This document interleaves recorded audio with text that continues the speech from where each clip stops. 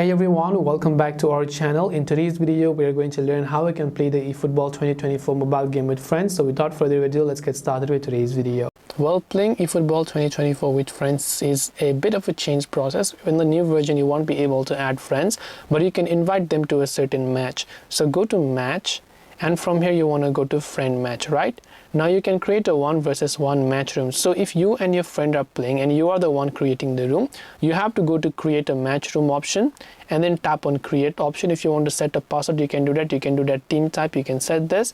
Now you can simply see this code over here. You have to copy this code and send it to your friend, and what your friend needs to do is, while you're waiting for them on this room, now do not close it, I'm only closing for the video, your friend has to go to search match room and simply paste the code that you give them, and then they'll be able to search and then join that particular match. So that's simply how you do it. You create a match room, the other person needs to join it using that link. So I hope this video helped you. If you have got any questions, feel free to also leave them down below. Thank you for watching till the very end of this tutorial, and as always, see you soon in the next video.